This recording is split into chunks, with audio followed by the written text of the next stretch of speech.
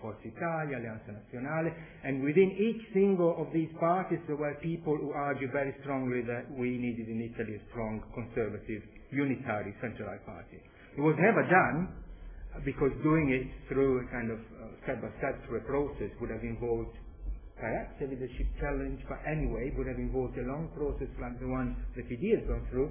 It was done overnight to respond to a threat, but very, very efficiently. In fact, in a matter of days, it became clear that the Popolo della Libertà already attracted the support of a very large number of people. So he's the glue of the Popolo della Libertà, and he's got the means, also the financial means, of course, to keep this together. But I think importantly, this hasn't been mentioned so far, but I think it's very important. Let's keep in mind that it's also the glue of the center-right, because the Lega Nord has increasing strength in especially some regions in the north. The recent surveys that have been published in Corriere della Sera seem to show that the party is still around the 10%. So in terms of attracting support, which is very, very, very good, because it means that in some areas of Italy it still attracts 40-50% of the vote. And when you look at, as part of the research project, just in the last few months, we have interviewed several mid-ranking leaders of the Lega, also national leaders of the Lega, such as Dallago, who is the president of Lega Veneta, also vice president of the Lega Nord in Parliament. And they all say the same thing. Berlusconi gives us the guarantee that the federal reform will be passed within this parliament, again, like devolution was approved. And then it was repealed in a referendum. But devolution was approved despite opposition, strong opposition, in fact, from within the UDC and also Alleanza Nazionale and Forza Italia itself. And they say, Berlusconi has given us this guarantee, and Berlusconi knows that if he wants to keep the Lega Nord on board, really only two things the Lega Nord is interested in. Federalism, and fiscal federalism has already been approved, and importantly, the issue of law and order and immigration. So being tough on law and order and immigration is not embarrassing for Berlusconi, because a lot of center-right voters actually would agree with this approach. It was more difficult to pass federal reform because, Popolo della Libertà does very well in the south, and Berlusconi really is also the guarantee for people in the south that this federalism will not necessarily be against them. But if Berlusconi steps down, I don't think it is necessarily the case that the Lega Nord will want to continue this alliance, or we don't know what price the center-right will have to pay.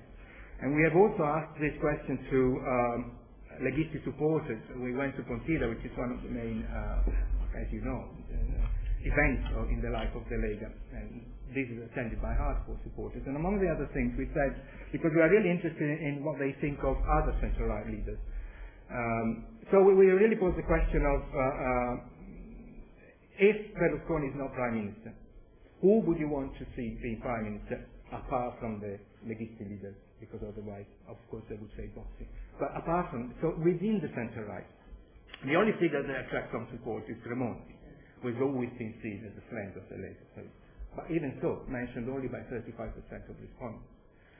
Then we also asked, within the center-right, who are the politicians that you see as sharing some of the values of the Lega Nord?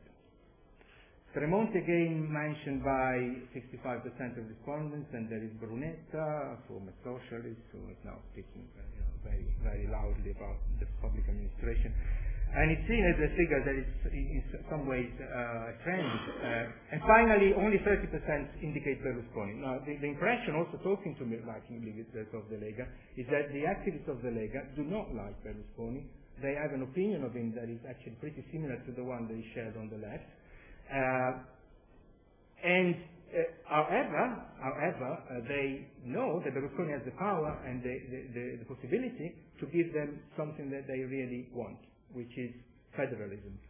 If he steps down, I don't think it's necessarily the case that the Lega. I think they would want to renegotiate their alliance anyway. We don't know what that.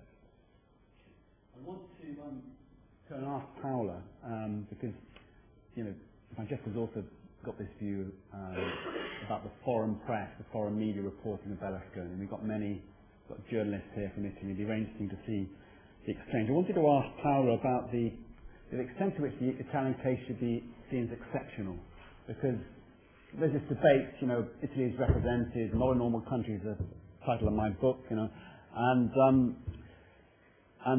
we have the debate from Italy saying, you have your own problems in Britain. Berlusconi is no different in a way from other figures you might have in Britain. There's just been this debate, also sometimes a defensiveness when discussing Italy and so on. I wanted to ask Paolo whether, in what ways is the Italian case under Berlusconi exceptional?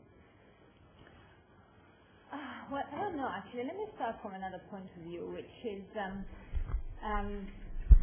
I'm not really sure what this debate is about. And also, I'd like to say something why I'm here, because I do not write about Italy. I'm not an expert on Italy, besides of being Italian myself. But I think I'm here because of a reply that was published by the Financial Times some months ago to an article that Jeff published on, again, the latest Berlusconi turmoil. I work for a policy institute which is totally focused on foreign policy. So I take a very international point of view. And frankly, when I look at Italy, and again, people in my job in my institute really do not pay attention to Italy. Italy is less and less relevant. So when I look at this debate about Berlusconi and what's going on in Italy, it seems incredibly parochial and incredibly inward-looking. And the point is, frankly, I don't care about Berlusconi. I don't like him. I never supported him.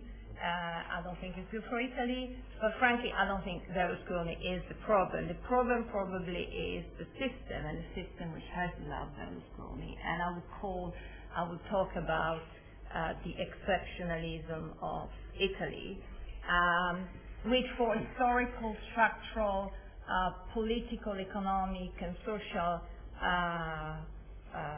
features of Italy has allowed Berlusconi to become Prime Minister in 1994 and stay there for so long with some gaps in between. But anyway, he dominated the political scene for ever such a long time. Is it plausible to stop talking about Berlusconi? I wish it could, but it's not possible because he has become a sort of obsession for both the government and the opposition. And again, he's the Prime Minister of Italy, so